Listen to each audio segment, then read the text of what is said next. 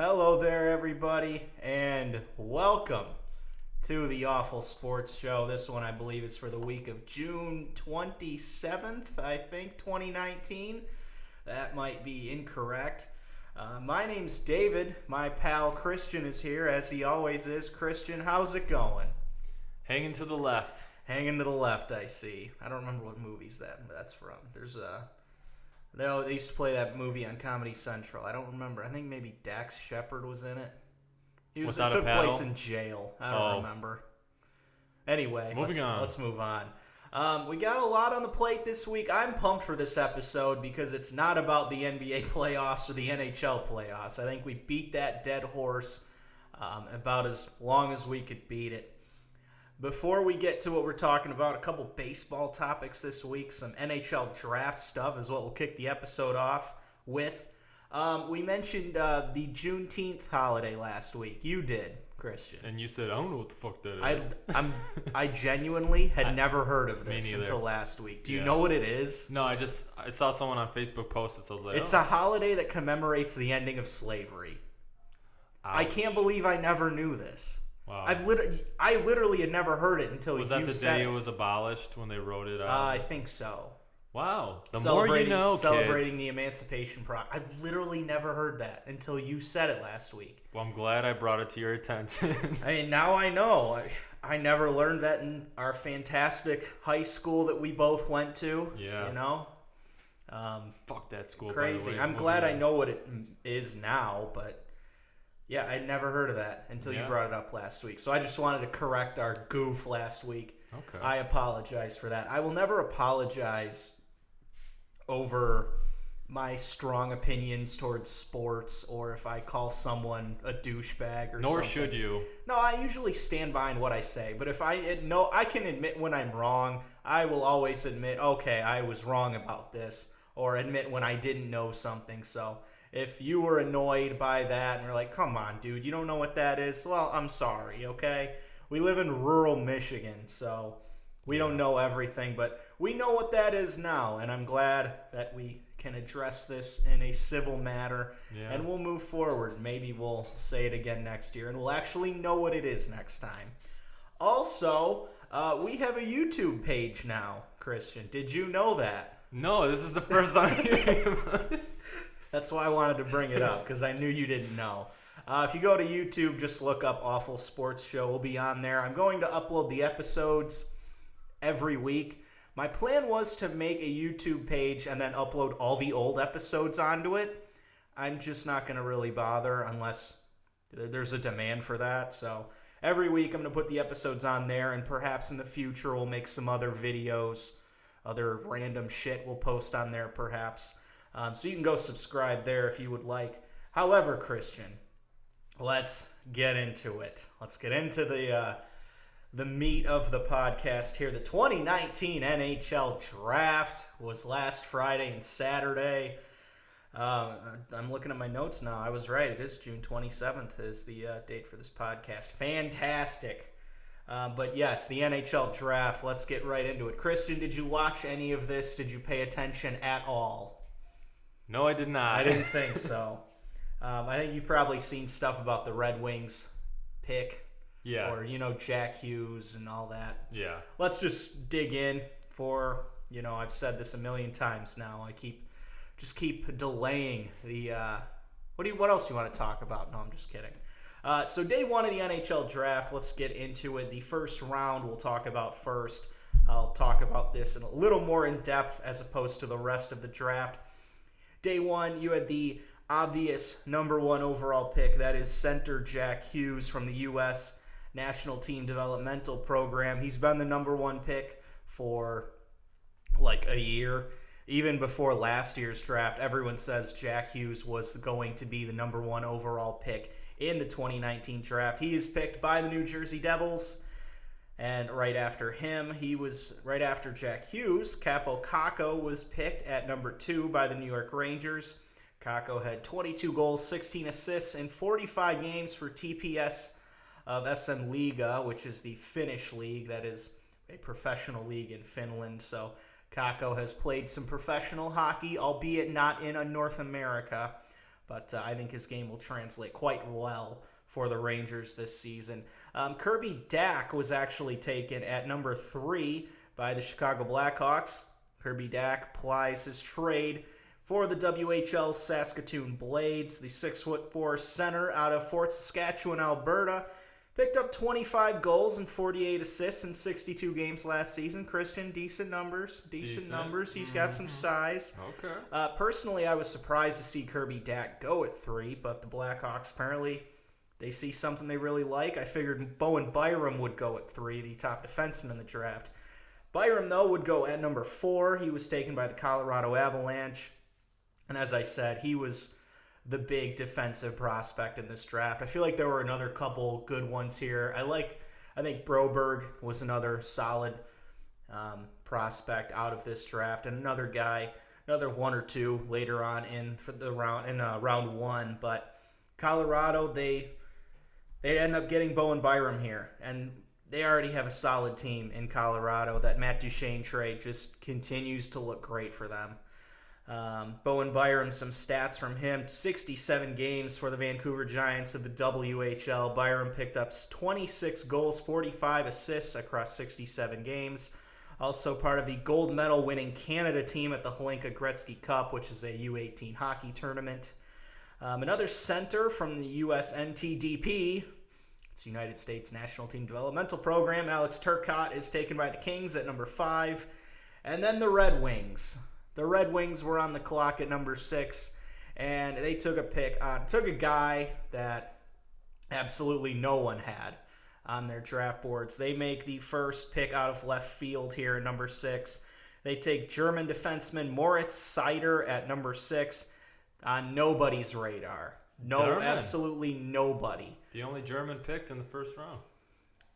Do you know that for a fact? Yeah, actually, I've got the list pulled up. I believe it. Yeah. I can't even think of very many good German players that have. Christian Ehrhoff, Marco Sturm. There's only a handful of real good German players. Thomas Greiss is from Germany. I love German hockey players. Do you? Yeah, for some reason, I'm not saying that like the Russians and the Canadians aren't as tough, but Germans just have such grit to them the way they play. Well, if you watch their soccer team or their football team, wherever you're from, they're maybe not so much now because soccer is becoming a little softer all the time. But back in maybe 15 years ago, you watch those German teams, they play a tough brand of football, always did. It's just a weird pick. It really is. Do you think they just saw something in him that... They had to have. Yeah. Because this was a guy, like I said, everyone was saying, the Wings could take Cole Caulfield. Trevor Zegras was the big name that a lot of people thought the Wings were going to take. I wanted them to take Philip Broberg, who was later taken at Edmonton at number 8. And I think I said that Ken Holland really wanted Broberg at number 8. So I figured that Holland would take him if he was available at 8. And evidently he was, because that's who Edmonton took. But Moritz Seider, I'm pretty sure, was not projected to go in the top 10, more like a middle first-round pick. It's just weird, because if Ken Holland makes this pick, Red Wings fans would lose their fucking minds. That's what I was about to ask you. Now that Yzerman is part of our team, yeah, whose final decision, who has the final word picking this guy? It's the GM. So it's Yzerman. If it's Holland, the GM is Holland, it would have been Holland. But if the GM is Yzerman now, it's Yzerman. Okay. Obviously, he saw something in this young man. Granted, Steve Yzerman is more known for the later round draft picks that he's made. Picking up an all-star Nikita Kucherov in the second round. Picking up Andre Palat in, I think, was a 7th round pick. He was later in the draft. Braden Point was... on the second day of the draft. I don't remember what round he was taken in, maybe the 3rd or the 4th.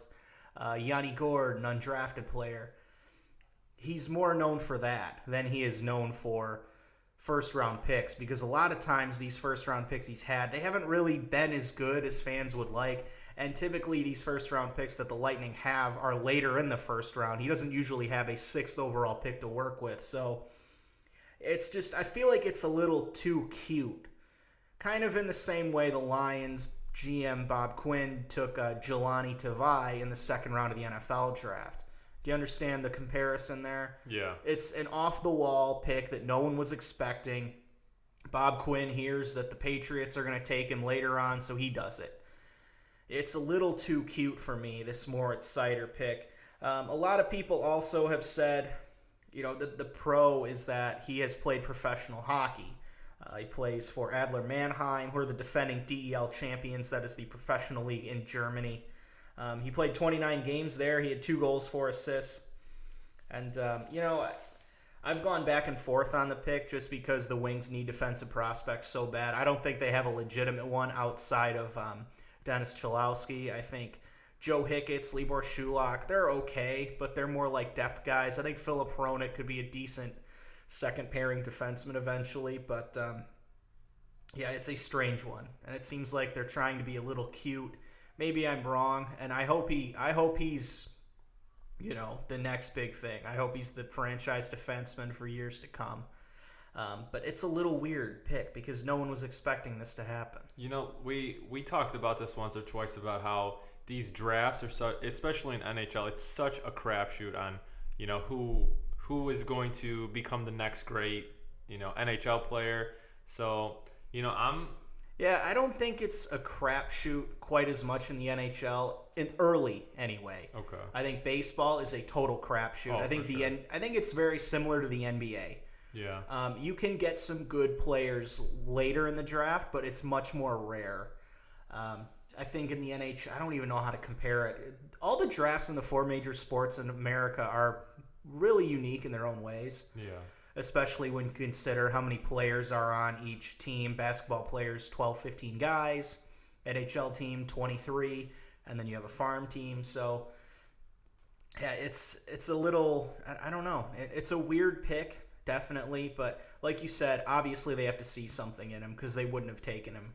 Here's what I otherwise. see. I wanted Yzerman to come on board for years now. Well, everyone has, so. Yeah, everybody has. I'm Team Yzerman. Yzerman picked this guy. I'll roll with it. Fuck it. Yeah, that's kind of why I'm not. Like I said, they need defensive prospects so bad. So I'm okay with it. Yeah. I mean, I'm a little leery of it because it's not. I feel like a guy like Broberg was more expected to be in the top 10. It would have been expected if the Wings took Broberg, or if they took Zegras, or if they took Cole Caulfield, or. I was seeing a lot of stuff. Shoot, I don't want to butcher his name. Soderstrom. Oh, I think Phoenix took him. I think at he was 11. Not in the top 10, but I was seeing a lot of things because he's defensive, right? Yes. I was seeing a lot of reports that we could have gotten him, but that's about all I saw. I mean, like you said, I feel like they saw something they liked here, and that's really all you can put it down to. Yeah. I mean, we see surprises every year at the draft, so maybe this is their surprise here. Some other picks in round 1. Dylan Cousins goes to Buffalo right after that at 7. Philip Broberg, as I mentioned, goes to the Edmonton Oilers at 8, like I said he would. Trevor Zegras of the United States Developmental Program goes to Anaheim at 9. And Russian forward Vasily Podkolzin goes to the Vancouver Canucks to round out the top 10.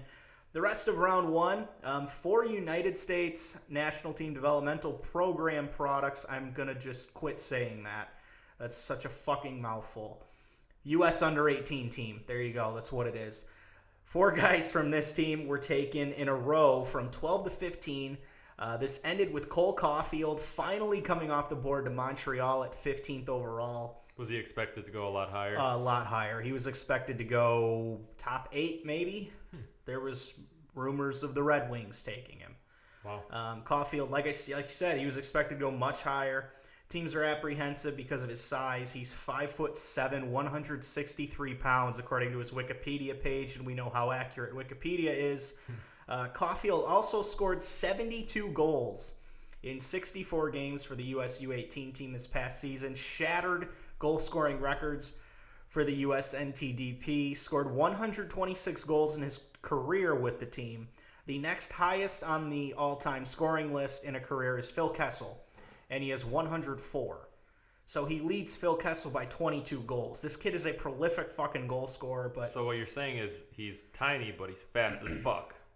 and has a nose for the goal. Yeah. A great shot. He's got a goal-scoring mentality. I mean, his 72-goal season this year leads Austin Matthews' previous record for goals in a season for the U.S. NTDP. Austin Matthews, I kind of stumbled on my words there. Austin Matthews previously had the record for goals in a year with 55. Caulfield scored 72 this year. You know who was third behind Matthews there? Someone from Detroit? No, Cole Caulfield with 54 last year. Wow. So he has the first and third highest scoring seasons for the U.S. U18 team all time. I would have been fine if the Wings took him, honestly, because they need goal scoring. They need everything, dude. That's why I said. I mean, they really Take do your need pick. everything. So I'd rather build up our defensive. So would I. Yeah. That's why I said if they would have taken him, I would have been fine with it. Defense Another wins goal scorer. championships. Yeah. I can't remember where Caulfield is playing college hockey this year, but I imagine he'll play a year or two at college, and then he'll be right in the NHL. Alex Newhook of the BCHL was taken after Caulfield at 16 by the Colorado Avalanche, so to add to Bowen Byram that the Avalanche picked up at number 4, they add Alex Newhook as well. Two more Finnish players were taken at 19 and 20. D-men Lassie Thompson and Ville Heinola were taken by the Ottawa Senators and Winnipeg Jets, respectively. Thompson plays for the Kelowna Rockets of the WHL, a team that has uniforms very similar to the color scheme that the Detroit Vipers had back in the day. Just thought I'd mention that. The Vipers were the shit. Go look up the Kelowna Rockets jersey. They have a white one, and that one looks just like the colors are so similar. HV71 Simon Holmstrom is taken at 23 by the New York Islanders. He was part of the Swedish team that won at the World Juniors. He's regarded as a smooth skating, skilled offensive talent. Some people thought this was a bit of a reach. However, I think Holmstrom will eventually translate to being a successful NHL forward. Nolan Foote, the son of Adam Foote and brother of Cal Foote, is taken by Tampa Bay at number 27. Adam, of course, longtime Colorado Avalanche player. His brother Cal also plays in the Tampa Bay organization. And Adam Foote, of course, former Av, is the head coach of the Kelowna Rockets, where both of his kids play junior hockey. I just looked up these jerseys, and I'm about to buy one right now. This is sweet. I think their other one is teal. Teal? Yeah, they got nice unis. And they always have a really good team, too, Kelowna. Nolan, Adam Foote's son, is a big power forward, and some people question his speed and skating ability. At the end of round 1, you had Ryan Suzuki taken at 28th overall by the Carolina Hurricanes. Suzuki plays for the Barrie Colts of the OHL, and his brother Nick plays in the Montreal Canadiens farm system. I believe the Canadiens acquired his rights in the Max Pacioretty trade. I think he was originally drafted by the Golden Knights. Defenseman Ryan Johnson is taken by Buffalo with the last pick in round 1. And that ended day 1 of the draft. So day 2, Christian, a couple trades went down, if you did not see. I heard about it. I can't ring a bell. PK Subban was one of the big headlines. He was traded from the Nashville Predators to the New Jersey Devils. This is apparently done to sign everyone's favorite locker room cancer, Matt Duchene, in Nashville, and also to allow some cap space to continue holding on to some of their other defensemen they have there, Roman Josi, Ellis, so on and so forth. Philip Forsberg is a young, solid player there. I'm sure they want to keep their hands on all those guys. Subban goes to New Jersey in exchange for defensemen Steven Santini and Jeremy Davies, plus 2 second-round picks. That included the 34th overall in this year's draft and the team's 2020 second-rounder. So there was a rumor going around that Nashville would have to eat some of the salary of the $9 million cap hit that Subban has. In this trade, that, however, was not the case. So they get a breakaway clean and clear, and they ship PK Subban, the all-star defenseman, to the Devils. Patrick Marleau, the veteran forward, was traded from the Toronto, I almost called them the Toronto Blue Jays, the Toronto Maple Leafs. We'll get there later, don't we? I think there was an episode where I said we were talking about, I said one of the teams wrong. I think we were talking about the Blue Jays. No, I said the Blue Jays haven't won a championship since the 60s or something, and I meant to say the Maple Leafs. Oh. So that wouldn't be the first time I confused Toronto teams. I listened to that, and I was like, what was I Weren't doing? you just there? What the fuck? Yeah, I know. I went there like 3 or 4 months ago. For opening weekend of opening baseball. day. Yeah. Fucking ridiculous. Come on now, dude. I know. I felt so stupid. But Toronto, they trade Patrick Marleau to the Carolina Hurricanes, which is pretty much only to make room for Mitch Marner, who they need to resign this summer. Toronto will send Marleau a conditional first-round pick in 2020 and a 7th-round pick in 2020 to Carolina in return for a 6th-round pick in 2020. So a very, very lopsided trade when you look at it. I mean, you're trading a first-round pick to the other team just so that they take him. Excuse me. Is this like the hockey version of the Anthony Davis trade? No, not really. No, that's not really the same. It's a salary dump. Okay. And Marleau is actually going along with this trade with the belief that he will be bought out in Carolina, and he will then be free to sign with the San Jose Sharks, where he spent 19 seasons of his career previously. Marleau was actually taken 2nd overall in the 1997 draft. He's old. So he wants to go back there. 1 more year, a swan song season. He will be 40 in September. So that's kind of what's going on there. A few other draft picks in round 2, just briefly mentioning some of these guys. Shane Pinto was taken with the 1st pick in round 2 by the Ottawa Senators. Previously played for the Tri-City Storm of the USHL, which is basically a league that younger players will play in that prepare them to go on and play college hockey. Shane Pinto will play at the University of North Dakota this coming season. I can't remember what they're called anymore. They used to be the Fighting Sioux, but they changed their name. I don't remember what they call them now. Green Hawks? I don't fucking know. The University of North Dakota, I'm sorry. I don't remember. And I have a buddy who is from North Dakota, so he will give me shit for this because he listens to the podcast. Yeah. I'm sorry. I'm sorry I don't remember what they're called anymore. No, it's my buddy, not my dad's friend. Tweet us and tell us what the correct I don't think name he is. has on Twitter. Oh, come on. I'll look it up after, and then I'll know. Come on, David's buddy. Don't fucking tweet me, okay? I'm sorry. I'll look it up, and I'll figure it out myself. Arthur Kaliev is taken next at 33 by the LA Kings. Kaliev was born in Tashkent, Uzbekistan, and was considered the best goal scorer in the draft besides Cole Caulfield. He was expected to be picked a lot higher, so much like Caulfield, he slips back into round 2. He picked up 82 goals in 100. I'm having all sorts of problems today. 82 goals in 135 games the past 2 years for the Hamilton Bulldogs of the OHL. The Red Wings then picked for the 2nd time at pick number 35 in round 2. They picked Antti Tuomisto. Tuomisto is a 6'4" defenseman. Apparently has a really good shot from the point. Rankings were all over the place, too, for this guy. I saw an elite prospect, so jury is out on him as far as I'm concerned. Raphael Lavoie was finally taken at 38 by the Edmonton Oilers. TSN's Bob McKenzie had him at number 19 on his big board. Lavoie is a big power forward coming off a good year with the Halifax Mooseheads of the QMJHL. That is a great team name. Yeah. I hope you know. The Halifax Mooseheads. I love that team name. I can only imagine their jerseys right now. They're red and green, and they got a big H with a moose in it. That's sweet. Philip Zadina of the Red Wings played there for a year. Okay. So they have quite a bit of talent comes through Halifax that play there. Lavoie had 32 goals, 41 assists, 62 games. Then the Red Wings picked again at number 54.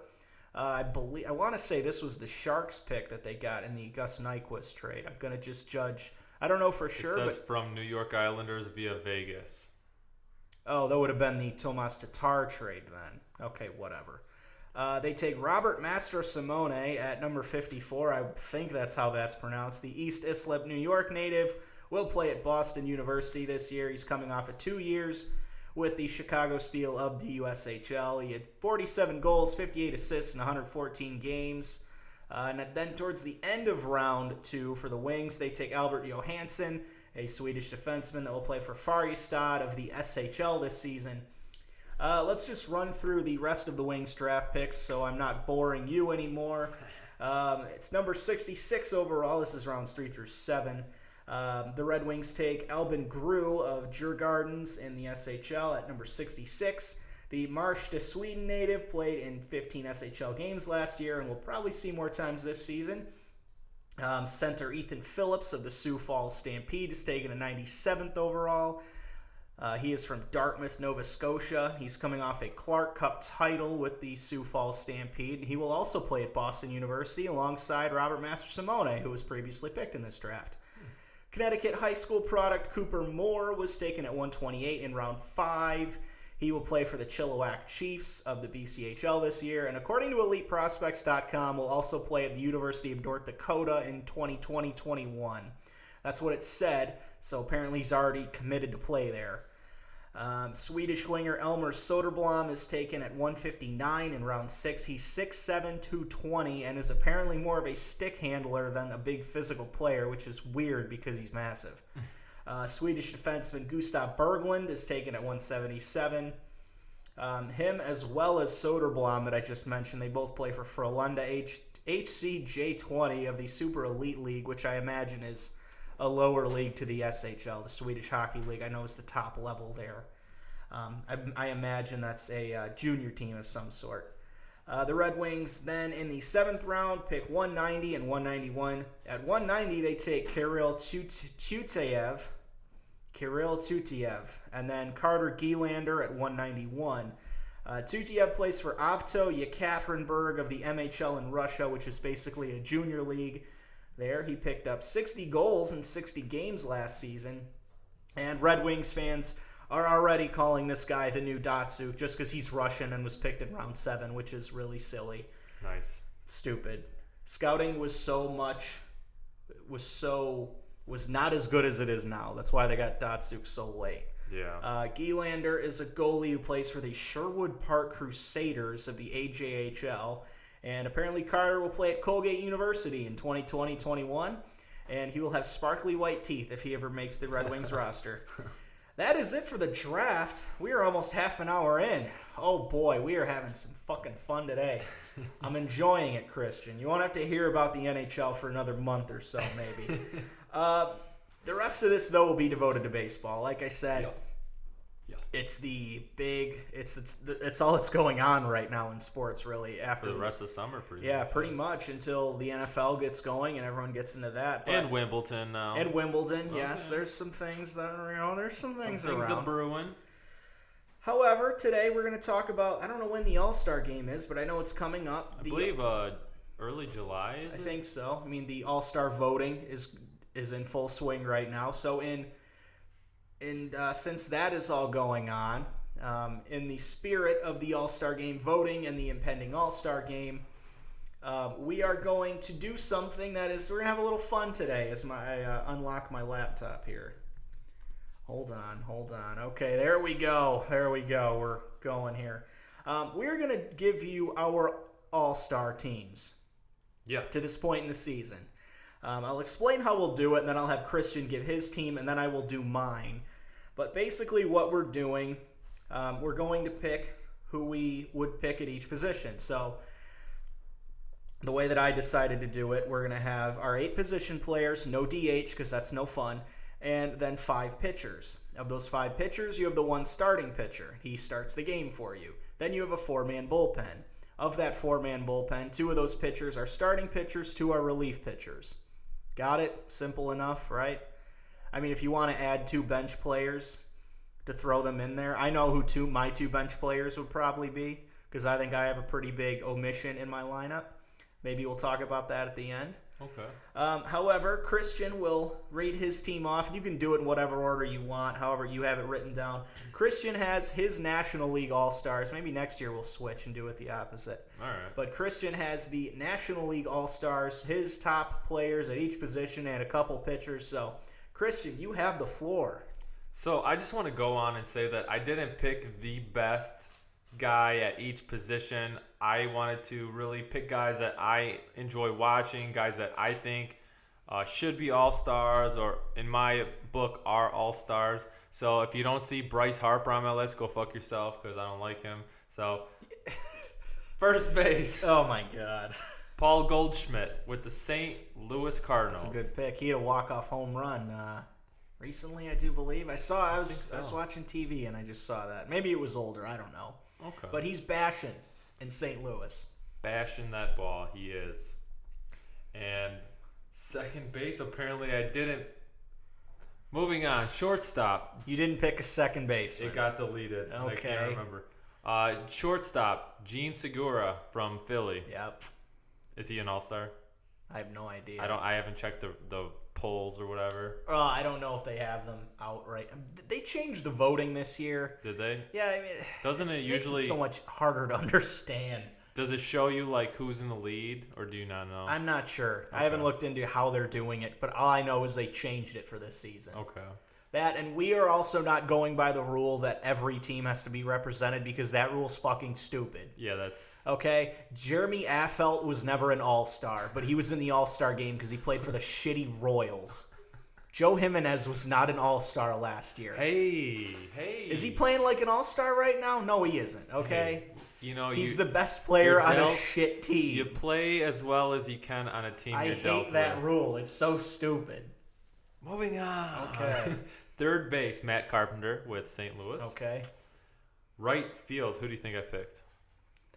Christian Yelich. No, Andrew McCutcheon, because he's a fucking boss. I'm pretty sure he's hurt for the year, isn't he? Doesn't matter. So you're going to put a guy who is... He's my right fielder, man. No, I think he's coming back. I thought he was out for the year. No, You could have had...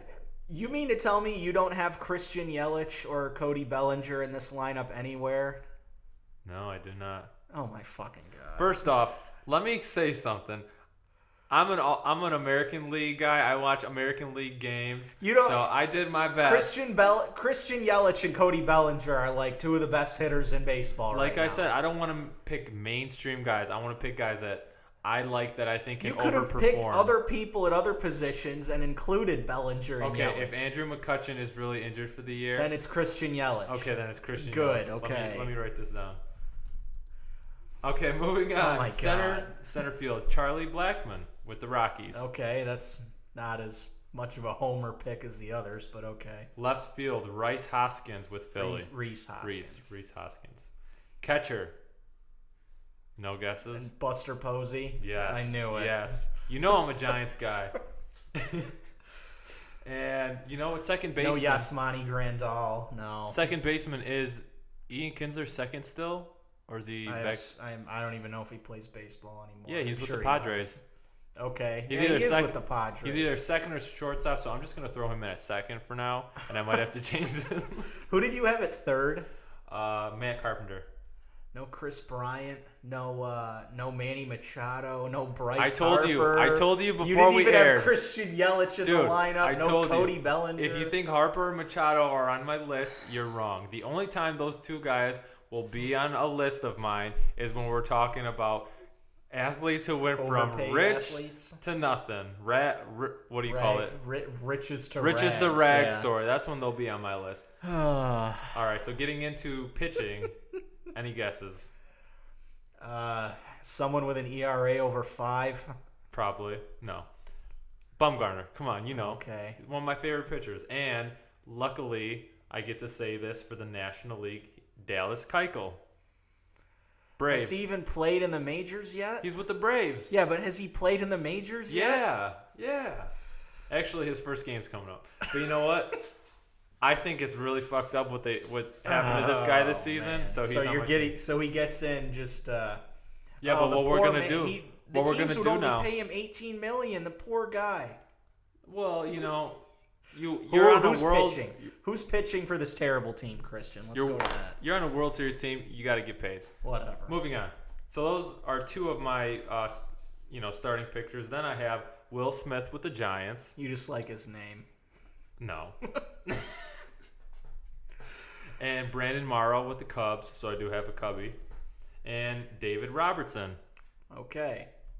That's my picks. All right, that is Christian's NL team that for some reason didn't have Cody Bellinger on it, but we're going to move on. You know, this is what we're going to do. Starting now, we're going to remember our list, and we're going to compare who overperforms and underperforms and see whose team does better. Yeah, or we won't. I don't know yet. My starting pitcher. I have my pitchers first, then everybody else. My starting pitcher, Christian. Who else would it be out of the American League? Your favorite.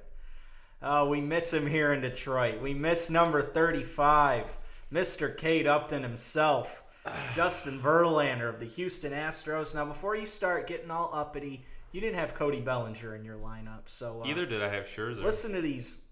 Yeah, you didn't even have Scherzer in yours. I didn't want to go so mainstream. I wanted to, but it's obvious who the best players are. I wanted to. Okay. Whatever. Justin Verlander. When you hear these numbers, you'll see why I picked him.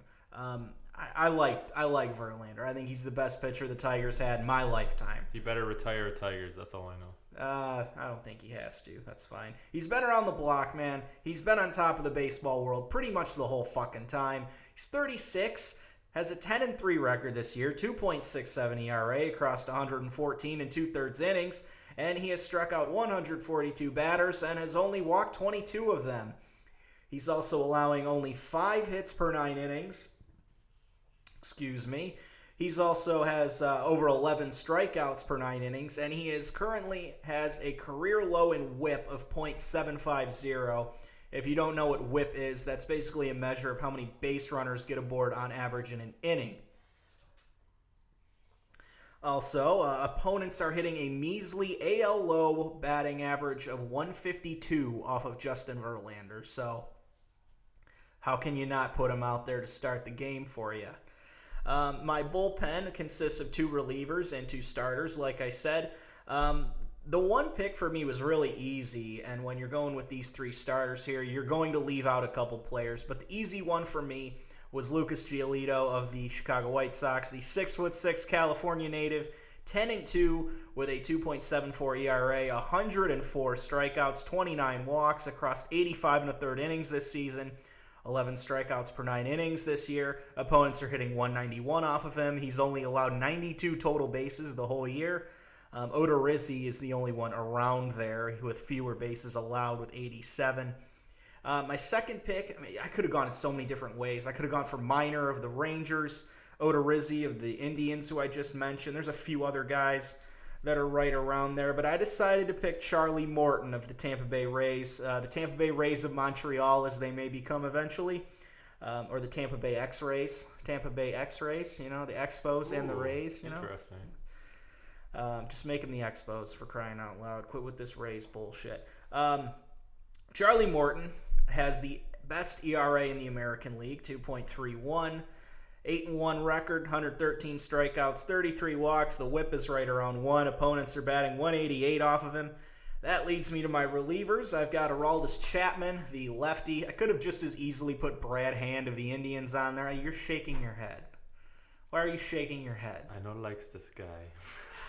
Whatever. He's good, though. I got Aroldis Chapman there because, as far as I'm concerned, he's still one of the most horrifying, intimidating presences on the mound in the majors. Yeah. ERA 1.24, 21 saves, 41 strikeouts, 9 walks, WHIP below 1, averages 12.7 strikeouts per 9 innings. Who do you think I picked for my other reliever here, Christian? God, Think about it. There's so many good Think about it. AL guys. Think about it. You don't have to go that far. It's Shane Green. Shut up. I had to do it. Are you for real? Had to do it. God. Shane Green, 21 saves this year. His ERA is below 1. ERA of .93, 29 strikeouts, 9 walks. The WHIP is at .862. He has been fantastic out of the bullpen. You used to talk. Because he used to suck ass, okay? But he's been so good this year. Oh, man. So that leads me to the starting lineup. Catcher, I've got Gary Sanchez of the Yankees. I kind of wanted to pick James McCann here just because McCann is actually hitting like .310 or something this year, which is hilarious. It's the curse of the Tigers, of course. He never bat above 210 here, and he's now getting all-star votes. Sanchez, 23 home runs. He struck out a fair amount, but he's batting .274, OPS of .982. Not as good as I'd like my catcher to be defensively, but he's so good at the plate, I think it kind of makes up for it. I also don't think he mainly plays DH as well, but we don't have that, so whatever. Okay. At first base, I've got Carlos Santana of the Cleveland Indians, and that's not the Carlos Santana that had that song with Rob Thomas. This is the baseball player. He's batting .292, 16 home runs, 46 ribbies, has walked 55 times this year, which that makes him 4th in the majors behind Alex Bregman, Mookie Betts, and Mike Trout. I imagine Luke Voigt or someone like that will be here. CJ Crone of the Twins could be there as well. But I've got Santana. I don't think Cabrera is going to be in the All-Star game. Shane Green will be their one representative. DJ LeMahieu is then the guy I have at second base. I think a lot of people would pick Jose Altuve there. Tommy La Stella of the Angels as well. I think Altuve will get him there just because he's popular. He's also been hurt. But I think Altuve will probably be in the starting lineup. LeMahieu is the 2016 NL batting champ. He's having a great debut season with the Bronx Bombers. Batting .316, got 9 home runs, 48 RBI, an on-base percentage of .365, slugging of .467. In my opinion, he's right up there with the best defensive second baseman in the game, right up there with the likes of Altuve. .995 fielding percentage at second base. He's got 1 error all year at second. Also, he has won 3 Gold Gloves, so the guy can do it all. The guy does everything over there. I would pick him over Altuve and La Stella, although I'm pretty sure La Stella and Altuve will make the All-Star game. At shortstop, I have Jorge Polanco of the Minnesota Twins, the 25-year-old shortstop. He's been the driving force behind this surprising contending team that they have. He's batting .326 with 11 homers, 38 RBI. Third in WAR for position players in the American League behind Matt Chapman of Oakland and our Lord and Savior Mike Trout. As of 6:30 p.m. on June 24th, when I was looking these stats up, I just wanted to clarify there. He's tied with Whit Merrifield in the American League with hits with 98. Okay. That may have changed by now. That was 2 days ago, 2 days ago when I made that research. But he's also got 163 total bases, which is second to Mike Trout's 165. Of course, Mike Trout leads the stat. Mike Trout is like Wayne Gretzky. If you have to ask who leads the league in this, chances are it was Wayne Gretzky, and now it's Mike Trout. Third base, I had a little bit of a wild card pick here. I picked Hunter Dozier of the Kansas City Chiefs. I think a lot of people will be picking Alex Bregman to play third. Did you just say Kansas City Chiefs? I did. Kansas City Royals. I did just say Kansas. What is my fucking problem today? Oh my God. Kansas City, Hunter Dozier, the fullback for the Kansas City. Yes. Kansas City, the third baseman for the Kansas City. Holy fuck. Hunter Dozier, the third baseman for the Kansas City Royals. Holy hell. It's all good. I don't even drink that much these days. What the hell? I think you need to start. Maybe that's the problem. Hunter Dozier, his numbers are slightly better. I mean, he's got a few less plate appearances than Bregman. Bregman also has the benefit of playing on a good fucking team, whereas Dozier's team sucks ass. So because of this, I put Hunter Dozier in as my starting wide receiver on my baseball team here. He's batting .307, has an OPS of .968, 11 homers, 35 RBI. Like I said, he's doing well on a shit Royals team. For my outfield and left field, I have Michael Brantley, probably the veteran of this group. He's batting .322, has 11 homers, 43 ribbies. He's been all right in the outfield. Fielding percentage isn't great. You could also throw someone like Joey Gallo of the Rangers here. Gallo struck out a lot. But Hunter Pence. Texas, come on now. Well, Joey Gallo plays left, not Hunter Pence. So. For real? Yes, I looked that up. Okay. So that's why I specifically looked for a left fielder and a right fielder here. Because I thought about putting George Springer as my left fielder, but he mainly plays right. If I had 2 players on the bench, I would pick Springer and Alex Bregman. So, whatever. Move to center field, and who the fuck else would I have at center field other than Michael Trout, the Millville Meteor, as they call him, the man that the Tigers could have drafted, but instead drafted a guy named Derek Hill. Do you know who Derek Hill is, Christian? Nope. Goddamn right. Mike Trout, 22 homers, 56 ribby, a slash of .307, .468, .649, WAR of 5.4, OPS of 1.118, leads baseball with walks with 68 as of June 23rd. He is the best player in baseball, and he could have been a Detroit Tiger. I will always be mad about that.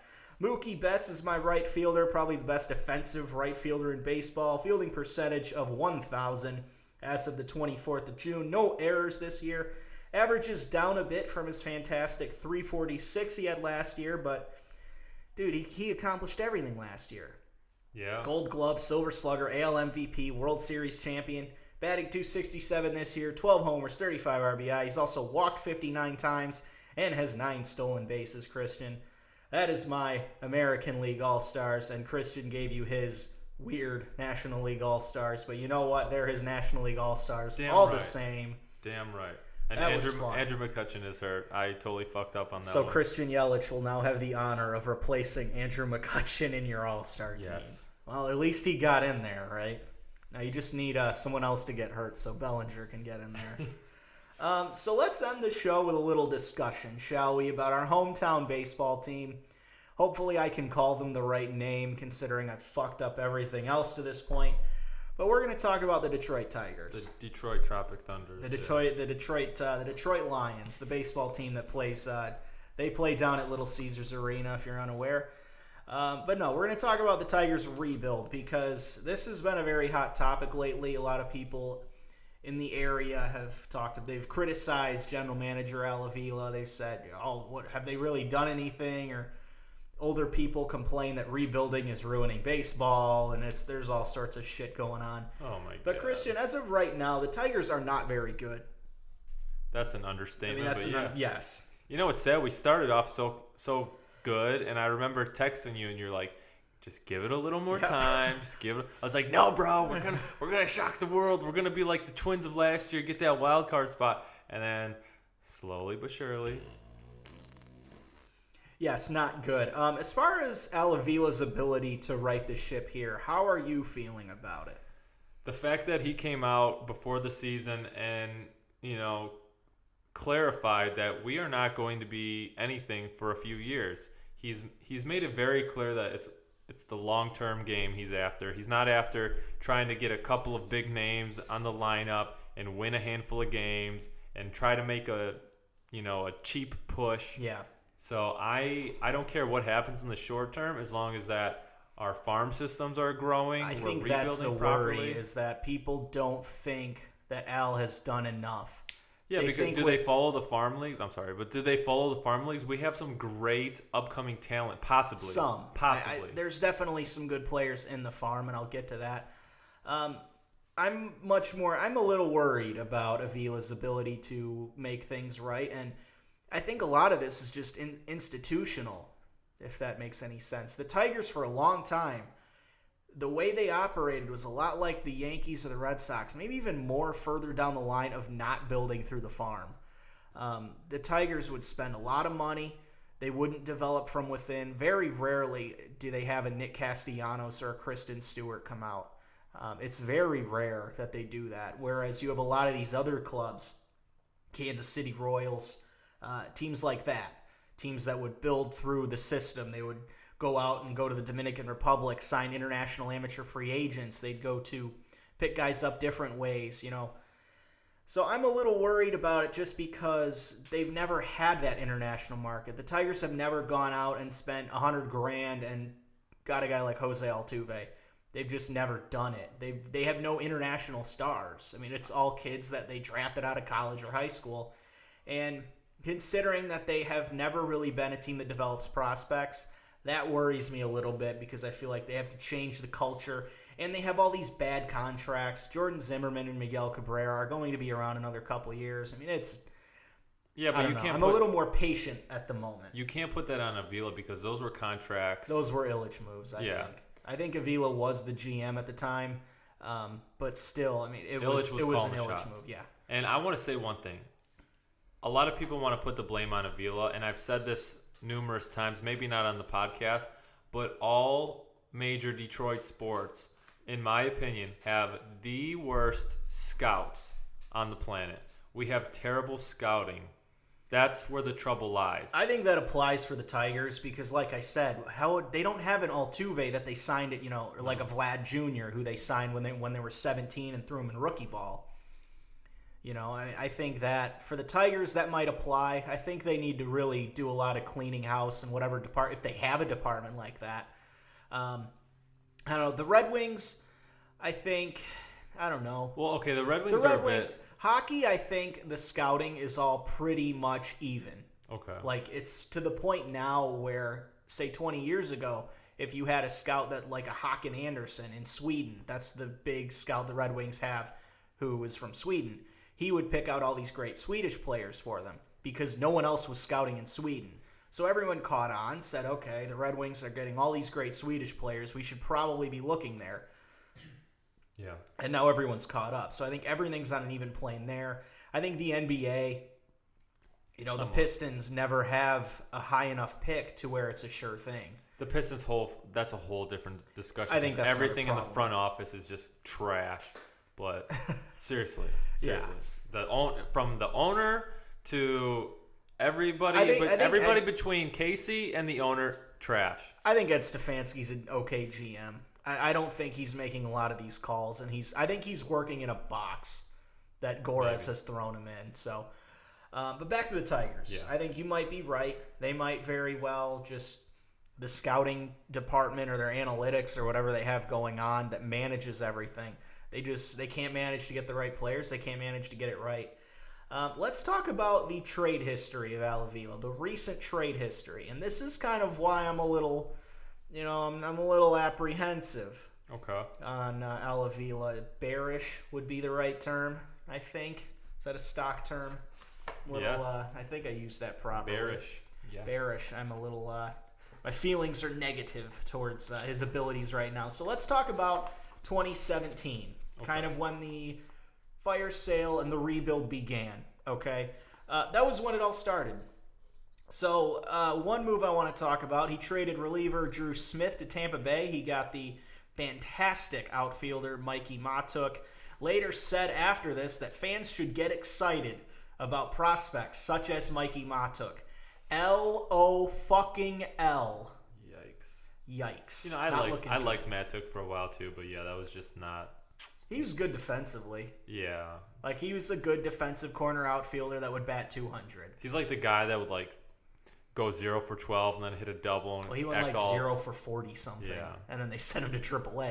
He's a quadruple A player. You ever hear that term? Yeah. Guy who's too good for AAA and not good enough for the majors. That's what he is. Yeah. Drew Smith ended up having Tommy John in 2019 after playing for the Mets in 2018.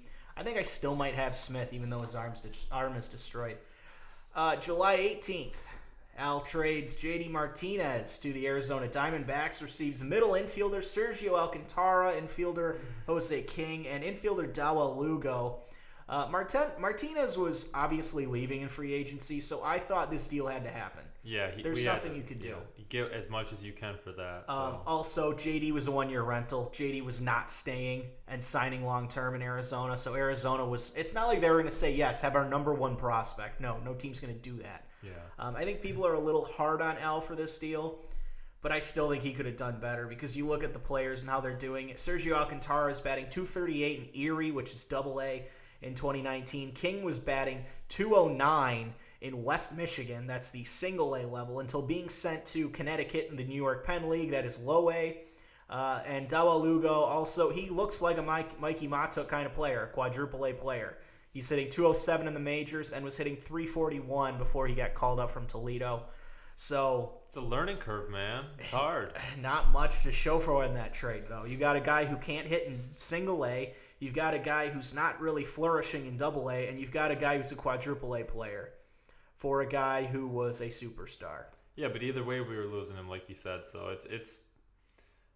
You would think he could have done better. Yeah, you could go a lot of different ways with that, but there was a lot of different trades that could have been made. We were in a time crunch. He didn't get shit. Yeah. Can we admit that? We can admit this isn't a good one. Another good one that is not good. Actually, no, this one's not good either. July 31st, he trades Alex Avila, his own son. He trades his own son. I loved Alex Avila when he was here. Not gonna lie. I mean, the poor bastard used to get foul tips into his balls, and he'd get hit with the bat. I think they did a study saying in modern day baseball, he's top 3 for most trauma. No, for real. I wouldn't be surprised. He's taken so many balls and bats to the face. I think it got to a point where he said that they were literally working on trying to figure out how he could get hit less. Yeah. As a catcher. That's sad. But I was a fan. They trade him, and this was also his second stint with the Tigers. They traded Avila as well as reliever Justin Wilson to the Chicago Cubs. They receive Isaac Paredes, Jamer Candelario. I always thought it was Heimer Candelario, but everyone calls him Jamer.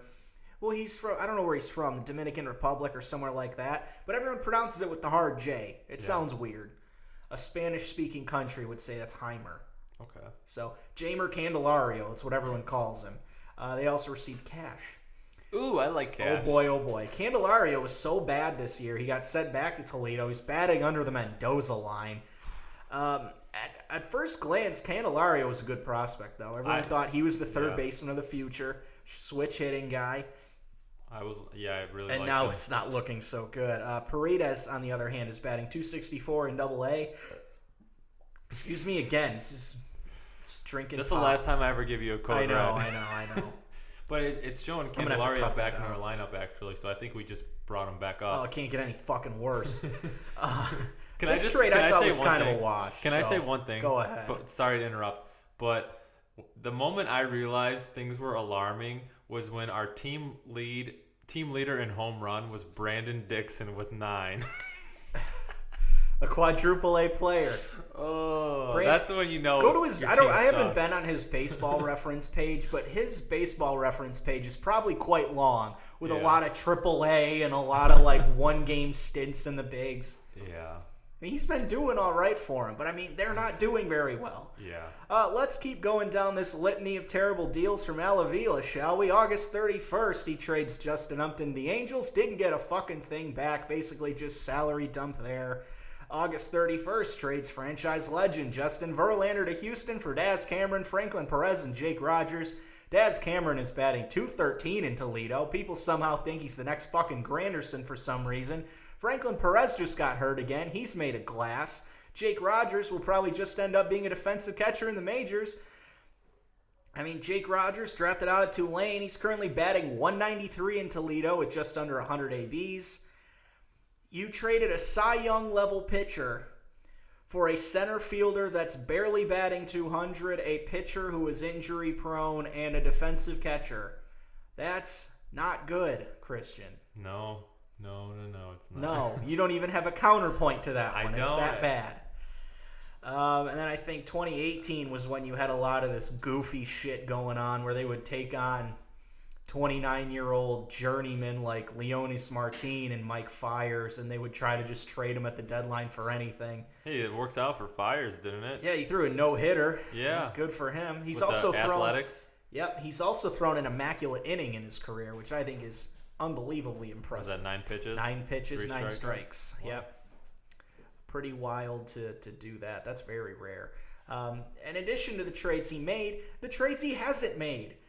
He hasn't traded Shane Green. He hasn't traded Matt Boyd yet. And he didn't trade Fulmer when he had the chance, and now Fulmer's arm is gone. Why would you trade Boyd, though? Why wouldn't you? Well, if you think about it, if Fulmer comes back, you have your 1-2 for the future. Well, no. So here's why I would trade him. They have a couple years of team control with Boyd. Matt Boyd is a left-handed pitcher who I think is pitching at a much higher level than I don't think he's going. I don't think this is sustainable. This is his Porcello year with Detroit, you're saying? Yeah, kind of. Okay. Matt Boyd, I mean, he's done really well. Don't get me wrong, and I like his style. He just goes out there and throws. He doesn't really fuck around. He just goes and throws pitches, throws strikes. A good left-handed pitcher with a few years of team control is very valuable, and I think they could get a decent haul if they trade him. In a couple of years, when he's asking for that big contract, the Tigers are still not going to be contending because of all these awful trades where they got nothing in return. So you got to trade Matt Boyd before he tears his fucking labrum and it all goes to hell and you can't get anything for the guy. I think you have to trade him. You get a couple prospects for him if you can. I mean, that's all they can do. I respectfully disagree, but I see your Well, point. what are you going to do? Are you going to sign him to a 6-year contract, give him $25 million a year, and take up all that money? Yeah, but you're young not starting contending. pitcher. We need young starting pitchers. So we have Fulmer. You've got we a have couple Mize in the coming up. pipeline. I like Boyd. You're not going to be able to keep him. He won't want to stay here and play for a team that wins 70 games a year and make all that money. It's just they have to trade him. And I think they need to hurry up and do it.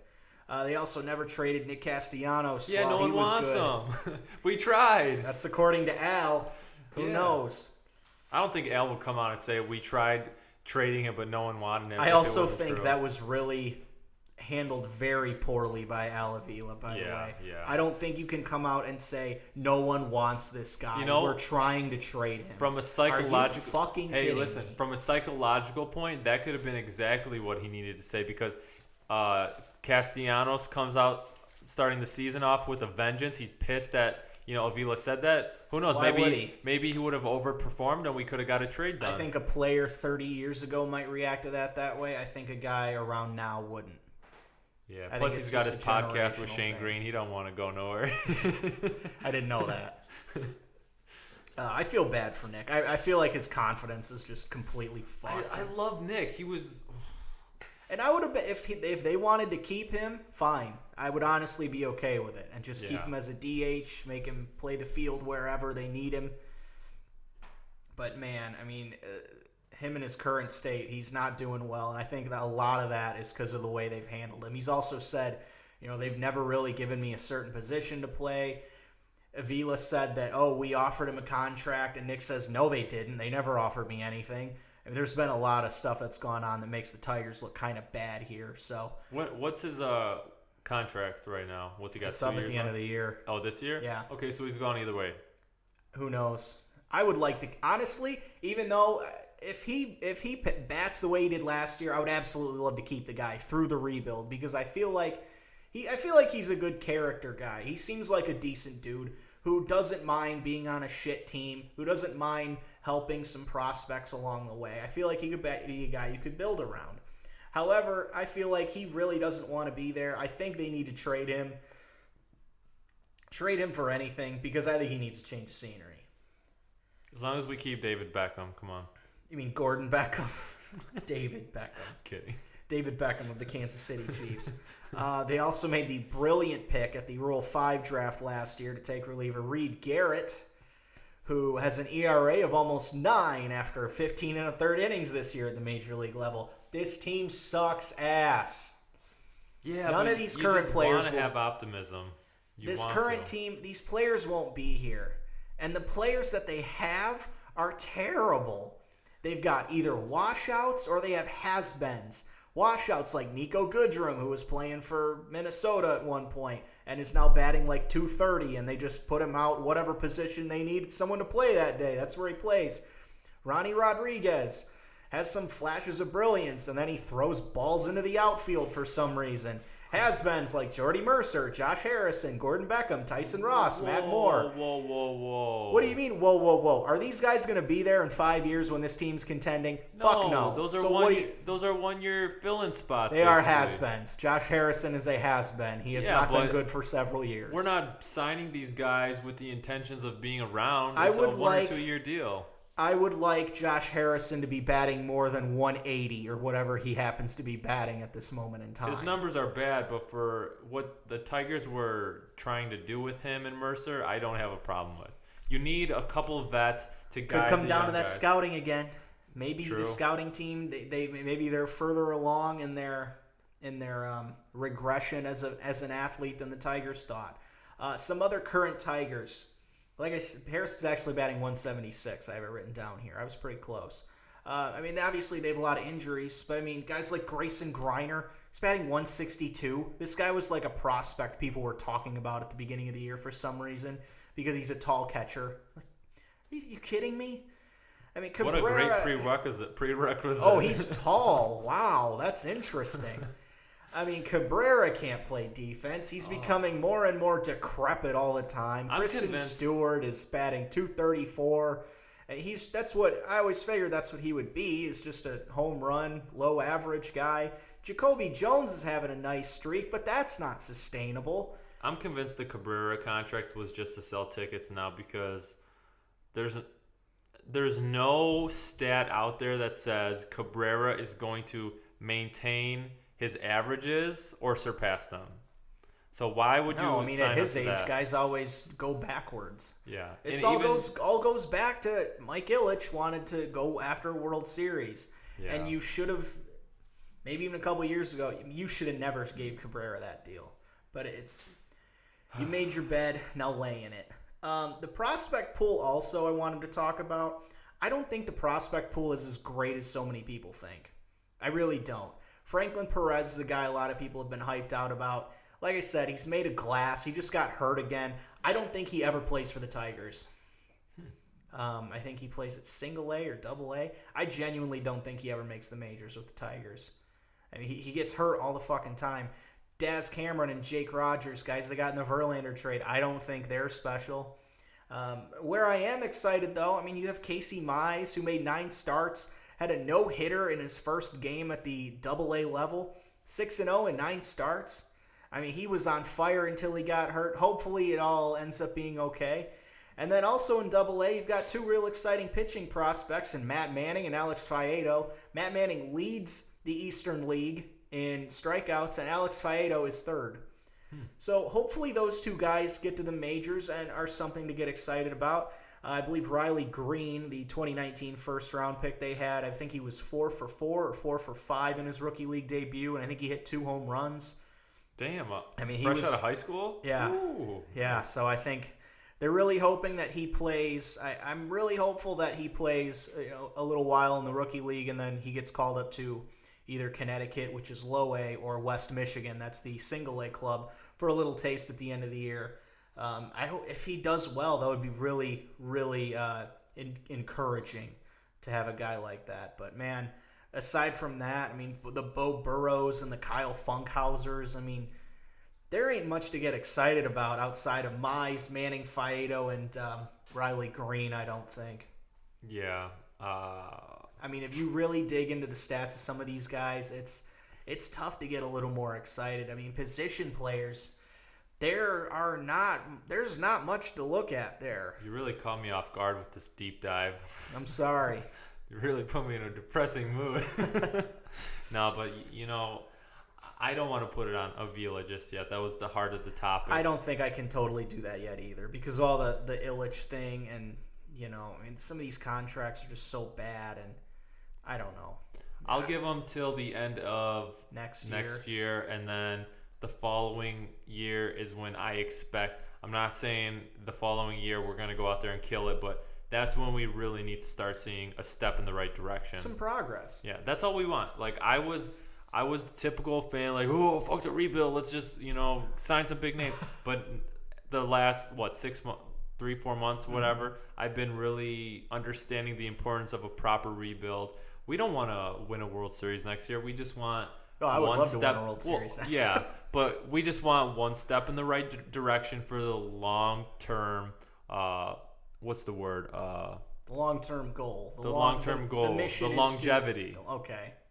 So you that's want to do I this want. the right way. Yeah, I want to be the Kansas City Chiefs, but I don't want to sell off all our guys after we win the World Series. You mean the Kansas City Royals? God, did I do it?